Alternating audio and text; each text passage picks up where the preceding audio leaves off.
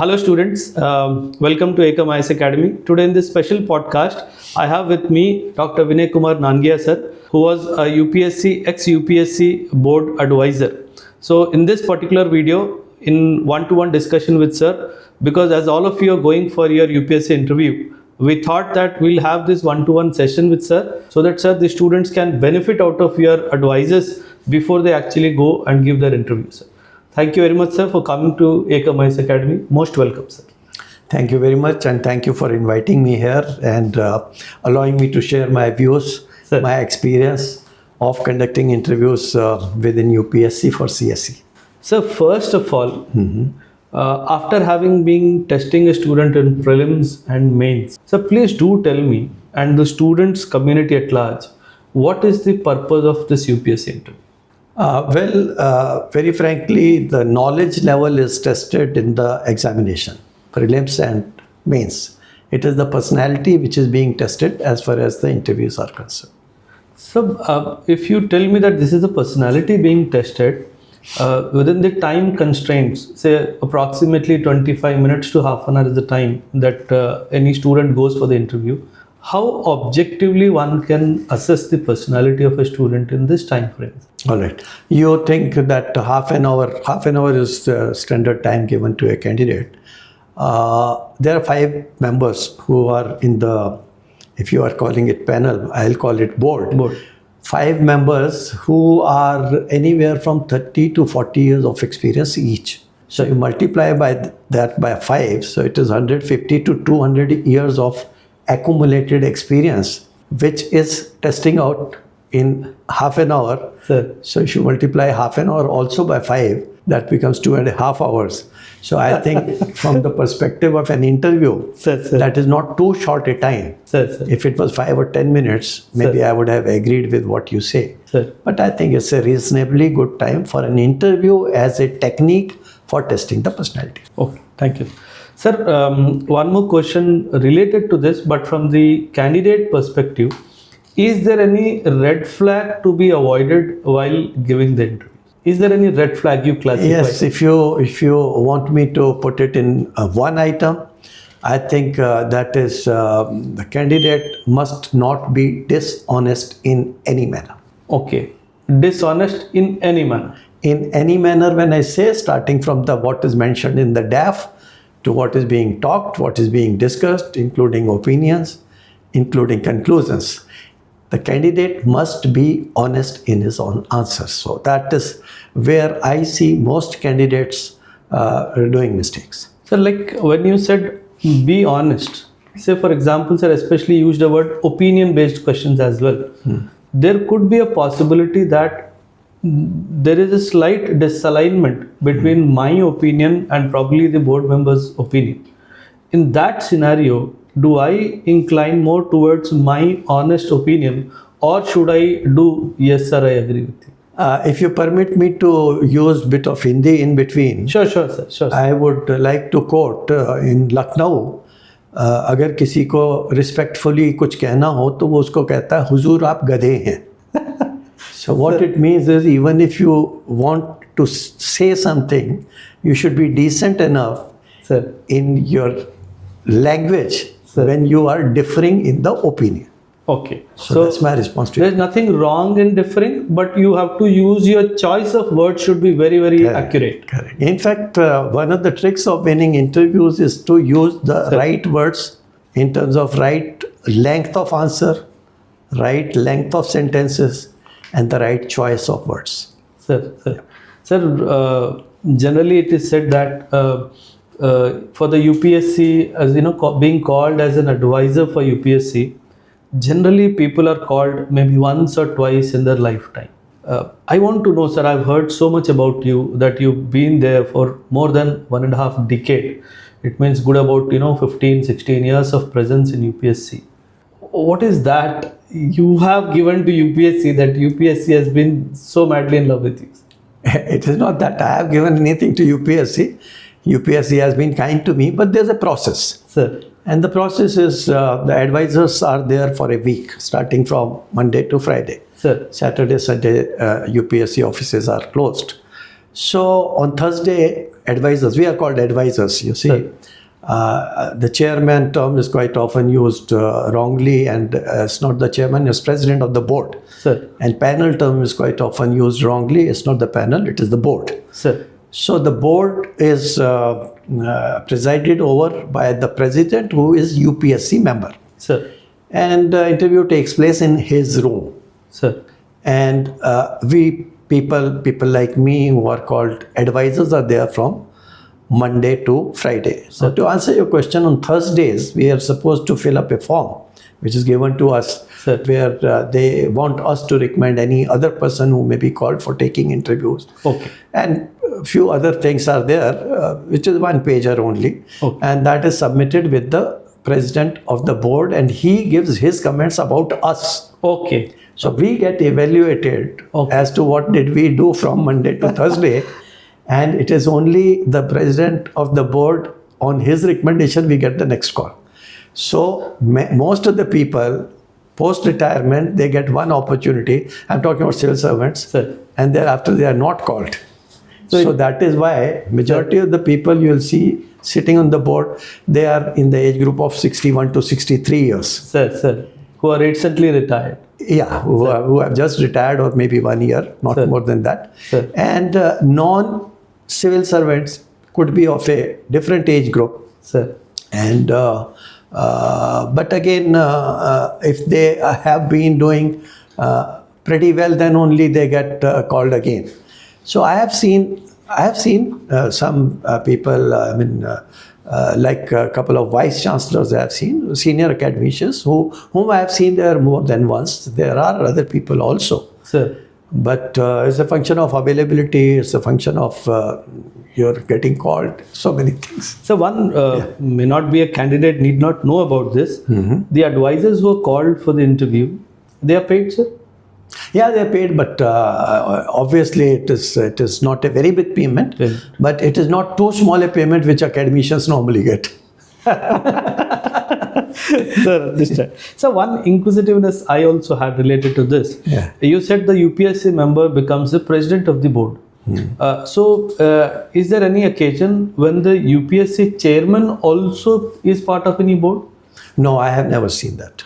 So that's not the practice. So the UPSC chairman doesn't come. No, possibly it cannot be also. There's a reason. Because chairman is supposed to have oversight over the conduct of the overall process. Sir. So I don't think if he gets involved with the, with the routine Sir. things, then he may not have time enough to have Sir. oversee. When I say oversee, means there should be parity Sir. in the conduct by different boards. Okay. Yeah. So that normalization may not happen if he is also part It's of actually not called normalization, but actually it is normalization. Sir. So one question, sir, I want to ask from your own personal experience with UPSC. Can you give any example of a candidate who impressed you not only with his or her knowledge, but also overall demeanor or personality, sir? If you remember any incident of any student. I don't think there was any outstanding example of this variety where a candidate was, in fact, you do get many. So it is not question of remembering one. Sir. There are many. In fact, I would say about 70% tend to be towards the average. Sir. Okay. So the balance 30% you can roughly call 10% to be in the bad category. Okay. And 10% to be the good category, and 10% very good or exceptional. So broadly that is the distribution in terms of performance and in terms of even marking. Sir. But there are more than one occasions that I have seen such people. So I would not like to quote a single example. Okay. Yeah. It means that students are doing well. That's the basic. Yeah, at the end of the day, it's a competition. So, so out of the given number of participants, you based on merit, you get the people selected. Sir. So one question I always had myself as a student, then followed by as a teacher. How's the marking system done, sir? Like you said, there are 5 members in the board. Is it that numerically each member gives a figure that is divided by 5, or is it based on some consensus? All right. As the luck would have been, last 40, 45 years, I've been in interviews at different places, including faculty selection in universities, institutions, senior government appointments, corporate world, everywhere. And let me share with you one common thing. Sir. The decision is always taken by consensus. So that is one which I want to make very clear across the board in any kind of interview. Otherwise, the processes will not work. Yes. So that is the logic. At the same time, out of sheer, so-called objectivity or over-preparedness, quite often sheets are distributed. There's so many marks for this, so many marks for this, so many marks for this, and that sheet is distributed to all the members in the interview board, and then supposedly, total should be taken out, and then result should be declared. But frankly speaking, it does not happen. Now coming to your question on UPSC. So what happens after the candidate leaves after the interview? The allotted time is 30 minutes, quite often between 25, 26, 27 minutes the interview gets over. And after the candidate leaves, then the president of the board asks members, how did he perform? What is your view? He asks each one of them. He gives his own view also. And then he may suggest, for example, should we give him 57%? So most of the members would generally tend to agree because they have already given their feedback. Sir. But if somebody said, sir, instead of 57, let's give him 58. So it becomes 57 becomes 58. Okay. Right? Sure. And the marks are finally given end of the session, which is collected by the Joint Secretary of UPSC, who comes to collect the result sheets which are sealed. Okay. Sir, you used the word session. Yeah. This session is at the end of the day or like between the breaks or something? Yeah, that's very important. Each day has two sessions. Okay. One is called forenoon session, another is called afternoon session. Okay. So 10 to 1, which is normal working time from Tuesday to Friday. Sir. 10 to 1 you have morning session or forenoon session, and in 3 hours you get 6 candidates. Okay. Right? Sir. And likewise 1 to 2 after lunch you have afternoon session. Okay. Again 2 to 5 you have 3 hours, so you get 6 candidates. So it means at 1 o'clock the joint secretary will come, collect the score sheet in a sealed envelope, and he'll leave. Absolutely. He may come at 12:55, between 12:55, 1 o'clock, and by 1:05 he leaves because advisors have to go for lunch. Lunch also. Okay. So one thing I always wanted to know, the UPSC interview per se, with the help of social media, has been dramatized like anything. But is it so? What exactly happens in the boardroom, sir? That's a very good question you're asking me, and let me share with you.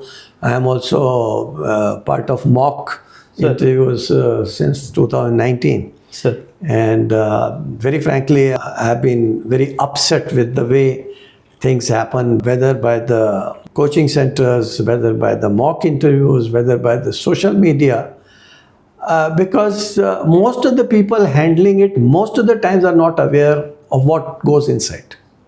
Yeah. So the input given quite often is wrong. I mean, quite often is wrong. And the reason is because the people who give input, they themselves have not been part of the system. And if they have been part of the system, they just went once for 5 days. So you don't expect any outstanding contribution from them. So that's so I don't, very frankly, I have seen many videos many times on the social media, and I think if I see a video of 30 minutes, maybe I find 1 minute useful stuff, not more than that. So why I asked this question, sir, very recently I happened to see one of the candidates' full interview conducted by 5 panel members. To me, as a tutor and as a part of mock interviews member, I observed few gross errors, sir. In the sense, if I have to bring to your notice one aspect, out of the 5 members present, sir, 3 members asked questions related to optional subjects. So I felt this is probably now not how it happens. Why? Because frankly speaking, sir, like when I gave my interview, not even a single question from my optional was asked to me.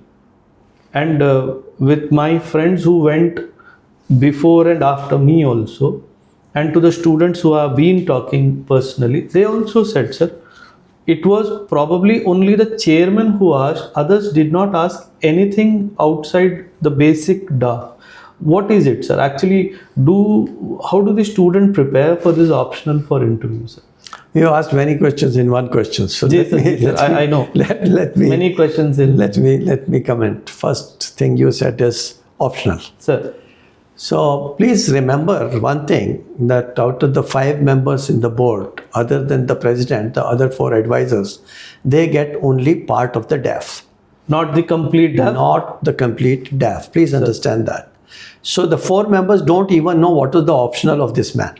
That's what, So sir. when they don't even know what is the optional of this man, why and how will they ask questions? That's number 1. Sir. Number 2, the fellow is already being tested in mains Yes, sir. for this. So why should they ask question on this? This is second, right? Because I have seen students preparing optional like hell, sir, for interview. I'll take your question beyond your question. Sir. Now DAF does not have, for example, the choice of service, Yes, sir. which is given to the advisor. So you mean to say other than the president? Choice of service and location both are not known to the advisors. Now in all coaching centers, half the time is wasted in telling them, no, you opt for this, you opt for that, you take this service, you take that service, you take this zone, you take that zone. Now, I think there's nothing wrong in advising that, but the candidate is wasting 50% of his time in preparing. Why did he opt for IPS over IS? Now, he will not be asked this question. So this is because you asked me the question of coaching center and mock interviews earlier. Sir. So this is one of the most significant drawback which I have been noticing in last few years, and it goes on. It's very unfortunate. One question I have is, the next question actually is related to current affairs. What should be the advice to the students on aspects related to current affairs?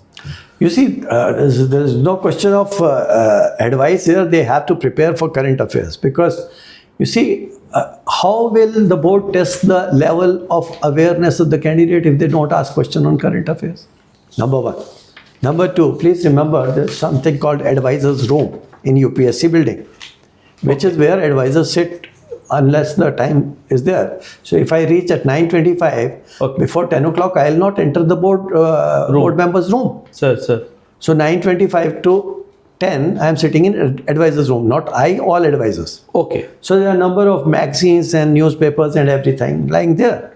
So by default, every member picks up the newspaper of that day. Okay. So by default, the questions of that day's news or previous day's news will be asked in any case. Sir. So one part is, I mean, like if you are being tested for civil service, you have to be aware of the current affairs. So the questions will definitely be asked. Okay. Sir, one more question. In fact, when I told my students that I would be interviewing you personally, so few of the students have sent me questions. Yep, sure. So one student sent me a question. Sir, I come from a rural background. And I did my schooling, higher school, +2 and my graduation in a so-called English medium. So I struggled with my vocabulary throughout my life, whether it is written or verbal expression. So now whatever improvement I've done as part of this UPSC preparation. But when I see some mock videos where I see students using best of the language, best of the communication skills, I personally feel I am probably not fit enough to get the highest scores. So what would be your advice to students of that mindset? All right, you have again 2 questions in one question. The first question is about rural background and the kind of school he studied in. That's one part. So please remember, there is no discrimination made on that basis. That's one part of the answer. The second part of the answer, where you said his English is comparatively poorer as compared to the kind of videos which he has been seeing. Yes. So it is not question of English, it's question of communication. Sir. So if the communication skills of any person who is being selected for civil service is not good, obviously that gentleman is at a disadvantage. Sir. Right?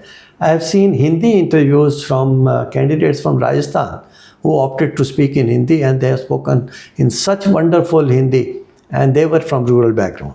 Okay. So there are situations, just to get back to your question, Sir. where the communication was outstanding despite studying in a very poor, rural background government school. Sir.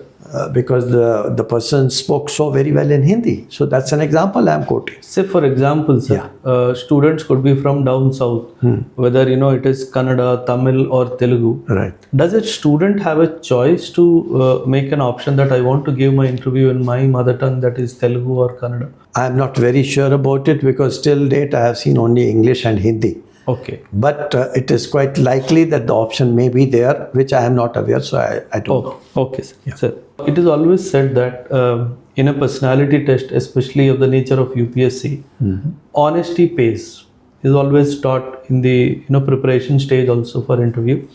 Generally, the students feel that if I say I do not know the answer to this question, maybe I would be penalized for that. Say for example, a question is asked on any dimension, whether it is current affairs, the student only knows few aspects related to it. But he is in a dilemma, should I say whatever I know or should I skip it ab initio? What would be your suggestion for this? That's a very good question because very often the candidate somehow finds it difficult to say no or I don't know, Ji, sir. Which is the wrong approach. Sir. So as you rightly said, honesty is the best policy. It's a very fundamental thing. One of the qualities being judged is your integrity. Ji, sir. So if you are not truthful, you lose marks. Okay. So if you don't know, you should be candid enough to say that you don't know. Okay. Now, what words do you use? How do you put it across? That is your communication skill. Okay. Okay. But let's take an example that out of 15 questions asked, Sir. and in 13 questions you say, I don't know. So obviously you're screwing up your own interview. Ji, sir. But out of 15 questions, even if 5 questions you say, I don't know, Nothing goes wrong. not goes wrong because everybody does not know everything. Exactly. Sir. So there is absolutely no problem. Now I come to the second part of your question, that if the candidate knows partly. Okay. So the candidate must be able to put a caveat, sir, I am aware of this, though I do not know fully. If you permit, can I give you the part of the answer which I am aware of or I know of? Members will never say no. They'll say, yes, please go ahead. Yes, please go ahead. It's a standard way of saying. Okay. And the candidate gets a chance to at least display his knowledge to the extent he has. And that may lead to further good questions. So it is advisable. Yeah, it is always advisable. But if you don't put that caveat upfront, that you know partly, that means you're inviting trouble. You're getting into trouble. Sir. Yeah. Sir. In fact, many students, I guide them personally for their personality test, sir. They ask one very specific question, sir. How do I know that the answer I am giving is neither too short nor too long? Their straight question is, when do we know that we need to stop? I think this is a vague question because questions are of different type. For example, factual question. Yes. For example, yes, no question. Sir. So obviously the answer is going to be short. Short. Yes, sir. If it is an opinion-based question, which is quite often asked by the ex-civil servants. Okay. Now, he is speaking 5 sentences to tell you the question, right? Now, you can't be answering it in half or 1 sentence. So the length of the answer depends on the type of the question. Okay. And type of the context. So this is again, this is a very wrong kind of question on the part of the candidates. There cannot be any standard response to this. What is important is, please speak to the point. You should be comprehensive. Your choice of words should be good. And most importantly, in this particular UPSC interview, you must know when to stop. That's what, sir. They are now, this is the question. I'm sharing my experience of interviews all over, everywhere, including faculty selection, where I keep sitting almost every week. Sir. The candidate does not stop. Now, whether he knows, whether he does not know, he'll go on and go on and go on and go on. And somewhere you have to tell him, please stop. I mean, sorry for interrupting. I would like to know this or that. So we have to stop them. UPSC, CSE interviews is the only place where the candidates stop. Okay. Okay, now when and how is the art Sir. which the candidate needs to cultivate. Cultivate over a period of time. Yeah, because practice is most practice. important. So one more question, sir. Whenever I ask my students how have they performed in the interview, I have seen few of them, not few, sir, rather many of them telling it didn't start well, but it went on well. So many a times it so happens because of the stress levels when they enter the room. Maybe initially one odd question they would not have heard properly or they would not have answered properly. That initial setback happens. So then they will try to pick up from there. So I want you to give a suggestion to students if they feel interview did not start the way they wanted to. And how do they come back? How the comeback has to be done? This is understandable and this is normal. And Sir. any human being who's going for interview for the first time specifically, there are people who come for second and third time also. Yes, sir. So first timers are more nervous. Yes. And initial questions they may not be able to handle as well as they wanted to. But that does not affect their marks or their performance. So it's again a very wrong notion. Not only this, I'll go beyond this. Sir. You see, one candidate is asked many difficult questions accidentally. Another candidate is asked not difficult questions, again accidentally, again, Sir. without any intent. I'm just telling a matter of chance. But a candidate who was asked difficult question, he comes back and he claims that he has spoiled his interview. Or the candidate who was asked easier question, he comes out and he says his interview was excellent. Now these are their perceptions. Okay. But the board has to take an overview Sir. that how did the candidate perform. So like, in examinations also, level of difficulty is set at different levels. So the evaluation parameters also change accordingly. So any candidate saying that his interview was very good or his interview was not very good is in absolute term. But the board is working on comparative terms. Yes. Yeah. Sir, in fact, related to this, sir, maybe slightly deviating, my question is, sir, because I also do not know the answer to this, that's why I'm asking you. By any chance, either the board president or the advisors in the board, do they have the information related to candidates' performance in the mains? Not at all. I think the 4 advisors in any case do not have. Okay. As I told you, they have abridged form of DAF only. Okay. And as far as chairman is concerned, he does have a file of the candidate. Okay. To my mind, he does not have the mains marks also. And okay, agreed. So the president also doesn't have, probably. And definitely the advisors do not know. A related thing, sir. Say for example, I am going for the second time or maybe third time.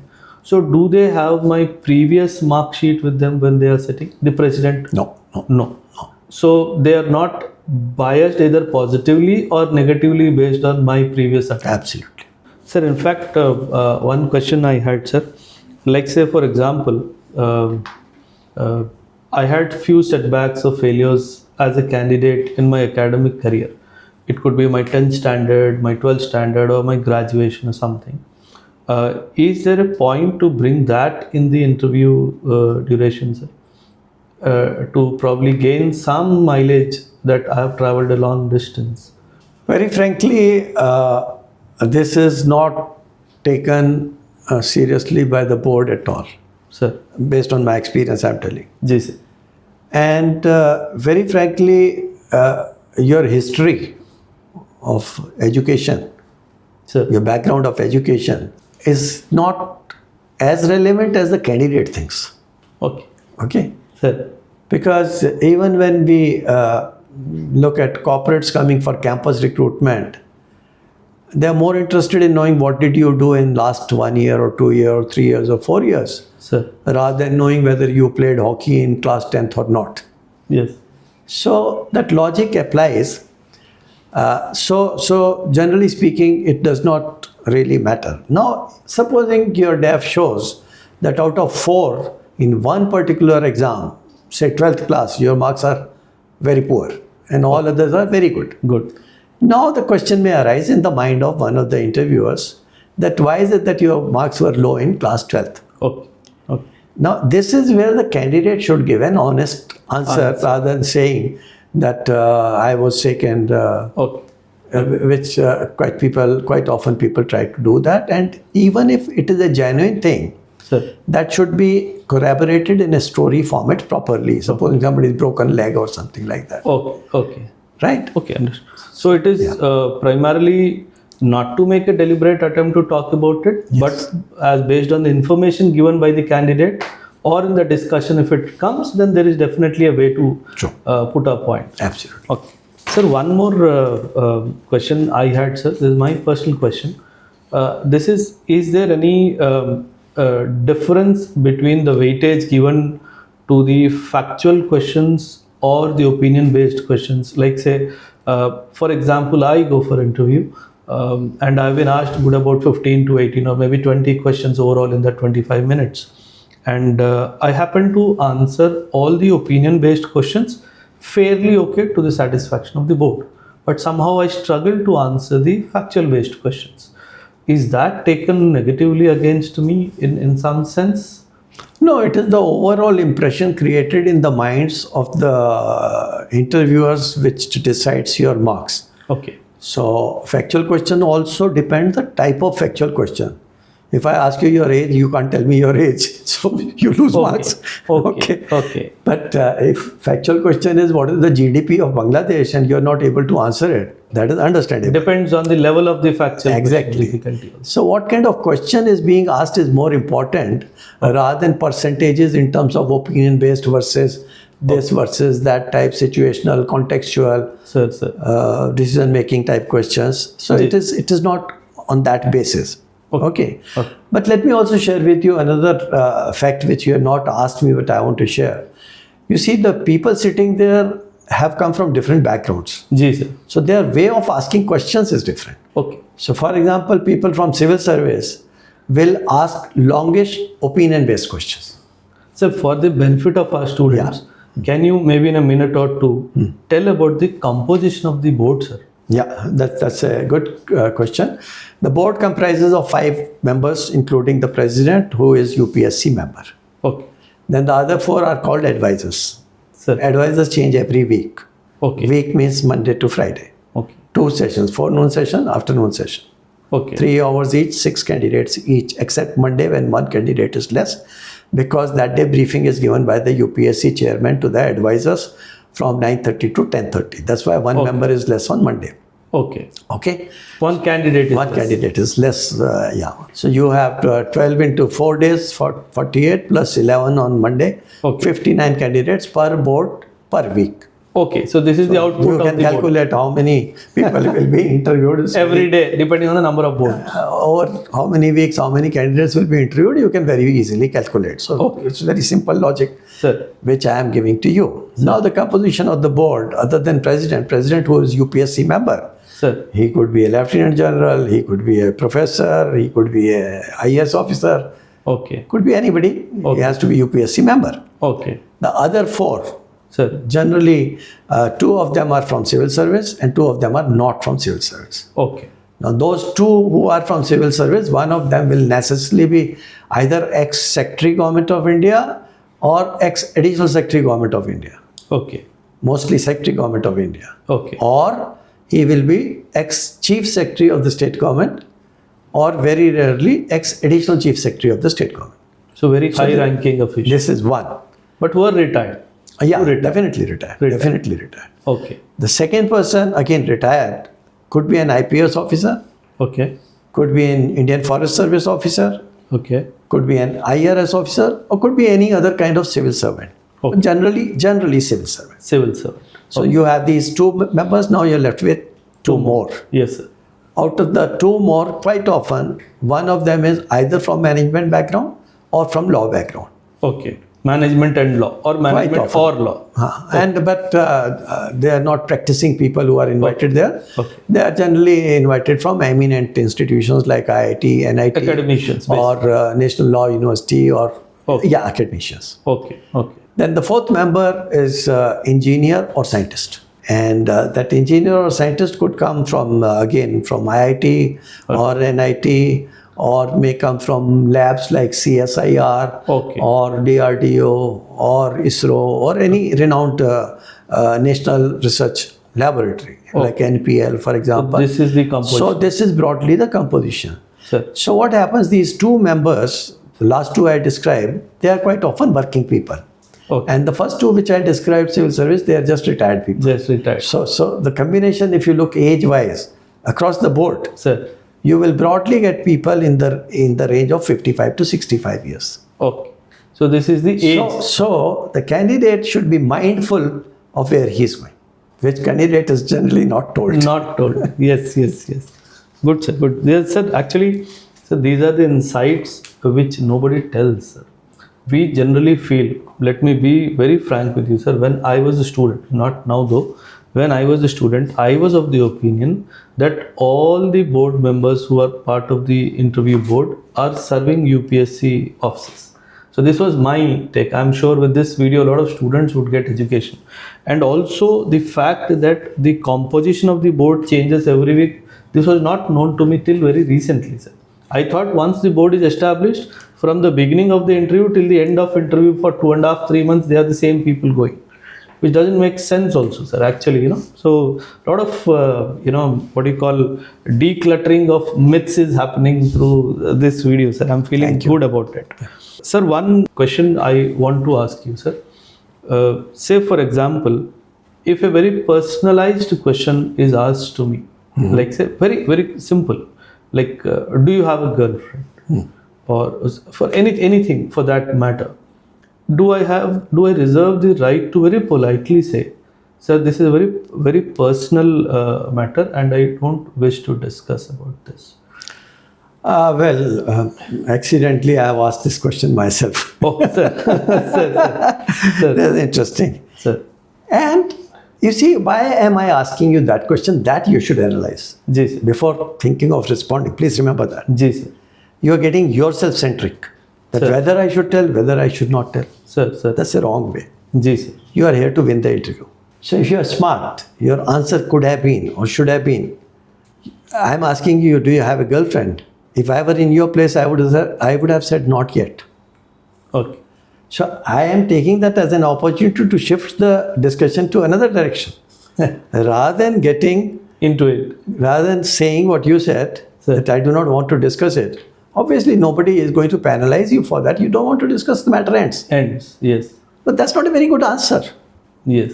Because you lost the opportunity of converting it Into. as a great opportunity. Which came your way. Yes. So when I ask this question, do you have a girlfriend? I'm not interested in your girlfriend.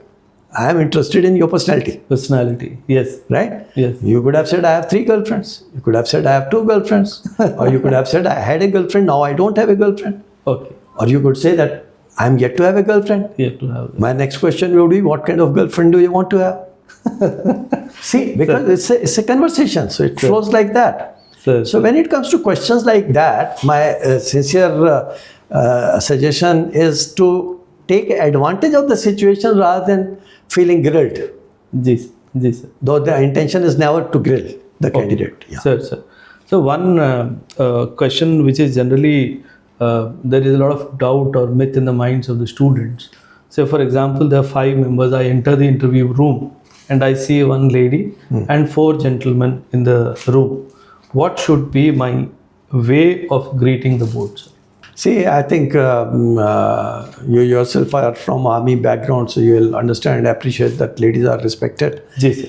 And in Fauj also under OLQ, Ji, sir. is very clearly stated and mentioned. So you have to wish the lady first.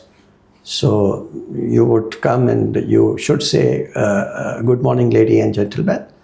Or if you don't want to say that, you simply say good morning, everybody. Good morning, everyone. So, so that's not an issue. So it's not that you will address to the chairman or the president of the board first, then you look at others and then address them. That's not like. So it's one go, you can finish it. Okay. Yeah. So one more something related to this only, sir. So for example, out of the 5, 4 have generally been either softer with me or milder with me. But I see that one member has been very, very say tough with me. I won't not use the word rude, but tough with me. So, and you know that you are getting bombarded by one person. How to hold the nerve at that point of time? It happens rarely, what you're talking, very rarely. I don't even remember a single case I would have seen. Sir. Number one. Number two, obviously you are going for a service where you should know to keep your composure. Yes. If you can't handle yourself, how will you handle the people and the crowd and the public? Sir. So it is expected of you that you will maintain your cool and you will maintain your composure and you will handle it in a very decent, nice way. Okay. There's no other way. In fact, there's no other way. Sir. And the people who get nervous or upset on this, they spoil the rest of their own interview. Okay. So it is. I think they have to learn to handle it. There's no other way. Probably that is also one of the way to test your personality. Absolutely. Maybe the president would have try to. No. Not President, like no. President never tells. Never Number tells one, like no. President never tells. Sir. President will stop you if you are asking a wrong question. Okay. So Then let me give you an example. It happened. Sir. I cannot publicly quote the name of the person, but that gentleman was a professor, head of civil engineering of an institution who was in the same board as I was. Okay. And he had a background of earthquake engineering. So the map of the map of India was there on the wall. Okay. And to every candidate, he'll say that one coast is, one coastline in India map is straight, another is not, another is zigzag. What is the reason? So he was asking every candidate. So at some point of time, president had to ask him to stop asking that question. So this was not a very interesting or relevant question which you are repeating. So which goes to the market. And if you repeat the same question, I think it's not a done thing. So he was stopped. So. Okay. President of the board never says, ask this kind of question. This happens only in mock interviews. Mock interviews. Okay. So one question, say for example, a candidate is displaying that overconfident personality. Is there any way that the board handles that candidate? Sir? Like say I am trying to show that I am too confident, and whether it is in my communication skills, my body language or something. Is there any defined way to control the demeanor of that candidate? You have used two words. One is how does the board handle it. Second is how to control the demeanor of that person. Please note, board has no business to do both. Okay. Board simply observes and watches. That's all. And the candidate loses the marks. That's it. It's as simple as that. So one, in fact, with this, I come to one very good question which I had in my mind for long time, sir. Sir, my prelims marks are divulged, main marks are divulged, and so my interview marks are also divulged. Many students say, sir, I've been going second time, third time. Earlier I got 155, now I got 165, but for some reasons my name is still not there in the merit. I do not know where do I have to improve my personality. What would be your message to that students who are repeatedly going to interview and not able to cross that 160, 165 mark? That's a very good question which you have asked me. Very frankly, if the variation of marks is too wide, Sir. It may be more a matter of luck, I would say. Because the kind of questions asked and the preparation of the candidate, because that's purely a matter of luck. So you prepared 80 questions, out of which 60 questions got asked. You prepared 80 questions, not even a single question got asked. So that's a matter of luck. That's one part. Second part is, I have not discussed with you how the marks are given. We'll come to that.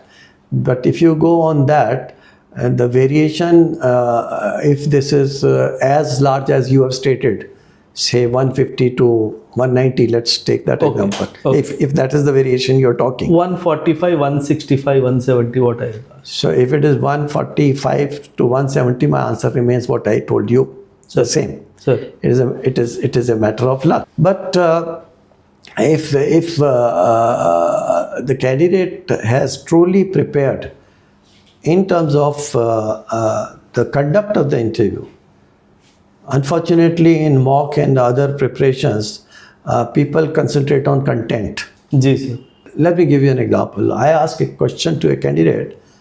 Please tell me one outstanding feature of National Education Policy 2020. That's my question. Ji sir. Now, number one, does he listen to my question properly or not? I have asked one, Only one. and I have asked outstanding. Now, if he says multidisciplinarity, obviously that's the most foolish thing. That's not an outstanding feature. Or interdisciplinarity, that's not an outstanding feature. Now, if he would have read the education policy, actually, he would have said teacher's education. Yes. Now, teacher's education is not anybody else will say. So that means the moment he said teacher education, he has scored the marks. Ji. So the next question will come. What do you mean by that? Where is it done? Is it school education? Is it in higher education? So the interview starts now. Okay. So yes. If he is preparing from second-hand material, second-grade matter, and then he has said multidisciplinarity, and then he comes out and then he says, I have done very well. So that is his perception. That's not the board's perception. So when you said second-hand material, you mean you're advising the students to go back to the original document? Always. And specifically whether it's government scheme or whether it's government policy. So for example, NEP, it is 65-page document. Absolutely. So you want him to read that 65 pages? Absolutely. Now, if he is on top of all that, he is B.Ed, for example. A lot of B.Ed people also come. Yes, yes. Then he should go back and read Dr. Kasturi Rangan's draft report, which is 484 pages. Then he will truly master it. Truly master it. Because the 65 pages is the abridged version of 484 pages. Yes. Right? Draft report. Right. Health policy, for example. Yes, sir. Now, if you are MBBS, many MBBS students come. Yes, sir. If you have not read original health policy and you are telling so much percentage of GDP should be spent on health and things like that, they are very generic, answers. So you don't score marks for that. Okay. So now coming back to your question of that variation of marks, it is the quality of your preparation which changes the the quality of the marks. Yes. Right? Okay. And luck, as I said earlier, sir, you prepared so much for all these policies and not a single question was asked on any policy. That's your bad luck also. So it is a matter of luck and also the performance based on the questions that have been asked. Absolutely. So one more question I have. In fact, many students have seen this trouble, sir. Say for example, the result came today. And after week 10 days, we generally come to know the schedule of our interview. Say for example, a candidate has anywhere between 45 to 65 days of time to prepare for the interview. Right. How a candidate should start his or her preparation for interviews? That's a very, very important question, but I will again give a longer answer than even your question. Yes, please, sir. You see, when your DAF form is to be filled, you get 4 or 5 days for that. Yes, sir. Now, there's a connection between filling up DAF form and giving interview. Yes, sir. Again, very unfortunately, the coaching centers do not know and do not guide properly in filling up of DAF. So, your preparation starts from DAF. Oh, sir. For example, how to fill up hobbies, awards, medals, interest. Yes, sir. Lot many things. Yes, sir. Okay, and there are situations where you may like to disclose, you may not like to disclose. For your father's occupation, agriculture, for example. Yes, sir. Now, do you want to write cultivation of horticultural products or you want to write agriculture, for example? So, I'm just giving one example. Likewise, your father is a businessman. So, you simply write businessman or you write in detail that he is into export-import business. Okay. Now, these are just few examples. Specificity is important. These are just few examples I am giving. Yes, sir. That if you want to invite question on export-import, then you should have written that your father is in export-import business. Yes. But you know nothing about export-import and your father is doing export-import, then you write businessman. Okay. Now, nobody tells him this kind of smartness. So, for this, that one-to-one interaction has to happen with the student. So much of information exchange should happen. Based on that, a mentor has to... So, for me, sir, what should be done is workshops should be conducted for DAF filling workshops. Yes, sir. DAF form filling workshop. Yes, sir. Where the candidates must be told how to fill up the DAF form. Yes. Now, somewhere 90 to 99% of DAF forms I see are poorly filled. I am not even saying average. They are very badly filled. Sir. So, going right up to hobbies, which I am not discussing right here. So your question was basically how to prepare for the Start the interview in the preparation. 45 to 60 days time. Ji sir. So first is DAF. Ji sir. Learn to fill the DAF properly. Sir. So the DAF, every single word from the DAF can be converted into a question. Okay. You know, the top of the form, it is written Union Public Service Commission. Ji sir. Right? Yes sir. I ask you the question, what is the difference between union, central and federal government? Please tell me. Yes sir. So your questions can start right from there and go right up to the end of the last word you have written in your DAF your form, DAF. because that is what the advisor is sitting with. Yes sir. So his mind and focus at that point of time is either on the DAF form or on the newspaper he read in the morning or the article he read yesterday, Sir. Sir. Got it sir. or he picked up something from another advisor yesterday. Could be. Or what did the last candidate speak where I could not ask the question? Now I'll ask question on that. Okay. So that's how the mind of the advisor is working. Sir. Now, unfortunately, the candidate always thinks about his mind. He never thinks about the mind of the interviewer. Interviewer. So candidate is very, I-centric, my-centric. Ji sir. It's a very wrong approach. For example, in most of the opinion-based question, the candidate starts with, I am not this, I am not that. Nobody is asking you, you are this or you are that. We are discussing a concept. We are discussing a situation. We are talking about an event. And you always start with I, my. And this is another major drawback in candidates answering it. Now again, going back to preparation. First was DAF-based questions. Second is current affairs and general knowledge-based questions. Ji sir. Now let me give you an example. This candidate who has come, he has been a student in IIT, say Kanpur. Sir. So I start asking him something about IITs. I will take him to comparison of brand of IIT versus IIM. I will take him to IIT Kanpur. I may ask him about the three most important prominent alumni of IIT Kanpur. Now he says XYZ, the discussion will go there. For example, let's take example of IIT Roorkee. Sir Gangaram was there. Now Sir Gangaram's name has come, so Gangaram Hospital of Delhi has come into picture, right? Gangaram had created Lahore, so Lahore has come into picture. GDP of Pakistan comes into picture. Inflation comes into picture. So your interview goes from where you started and where you are ending. Okay. So these are not current affairs. Yes. This is general knowledge. General knowledge. So there is the third aspect I am telling. So first is DAF. Sir. Second is current affair. Sir.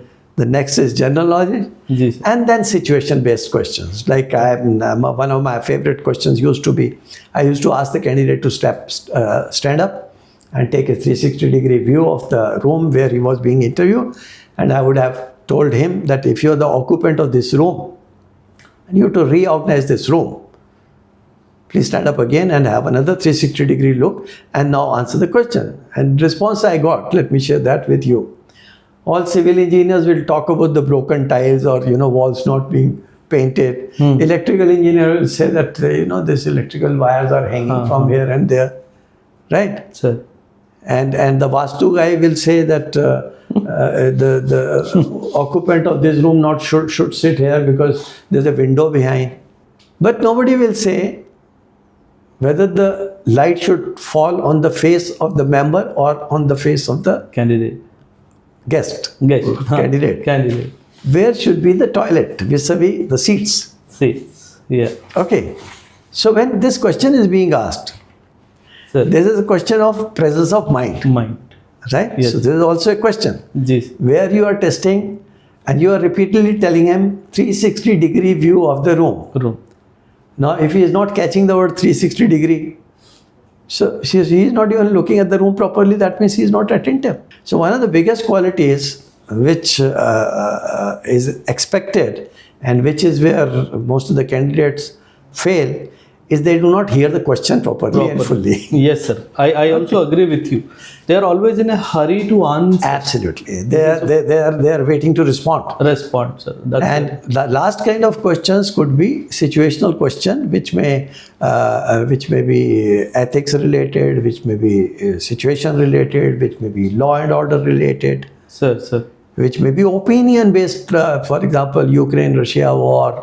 Yes. What will happen to the global financial order after Yes. Trump has come? What will be the value of dollar or the status of dollar globally after Trump has come? So those kind of questions may also come where your opinion is being asked. So this is how a candidate needs to prepare, sir.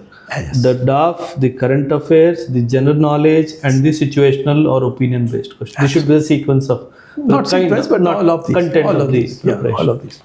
So one question which I wanted to ask, sir. Say for example, there are few students who are going for interview this year. If they want to connect to you, is there any way you can guide them, sir, in their preparation, be it as part of mock interview or personal guidance maybe? Is that a possibility, sir? It's not a possibility. This is not a possibility. This is a surety. Surety. So Sir. I will be the happiest person to help anybody on this. Ji, sir. And you can freely distribute my Gmail ID. You can distribute my phone number. You can distribute my LinkedIn contact. And the best way is if they connect on LinkedIn, because LinkedIn, they can fix up time with me. Ji, sir. They can send their small queries on that. Ji, sir. And if the need be on WhatsApp also, but WhatsApp is overcrowded, so I want to avoid WhatsApp Ji, sir. for this purpose. Ji, sir. But you can share my phone number. Or sir, for that matter, like if a few students, maybe 10-15 of them, if we can gather them at one place and request you to come and guide them in Delhi personally, that should be a possibility. Anytime. Not only Delhi, anywhere in the world. Sir. Thank you very much, sir, for giving that surety to our students. No, I seriously and sincerely want to help students of all types, specifically the underprivileged ones. Ji, sir. Those who do not have resources. So I would be very happy to help them. Surely, sir. In fact, I've been doing it for many years. So Ji, sir. I'm already doing it. Students, thank you very much, Vinay sir, for coming all the way down south to Hyderabad, interacting with our students. We had a very beautiful interaction session with a packed up hall with our students yesterday. They were all so happy. So trust me, I got so many messages. Few of them I showed it to you also, that they were so thankful to you that you came. And also thank you very much for this podcast session with us, sir. This is primarily intended to, break all the myths, sir. I am one person who always believed in breaking the myth and trying to tell the reality to the students, sir. So once again, thank you very, very much for coming to our institute, sir. Thanks for the opportunity given to me, and I'll be very happy to be of any help to any student Ji, sir. of your institution We'll at any point of time. I'll definitely connect them to you, sir. Thank you so much. Thank you very much, sir.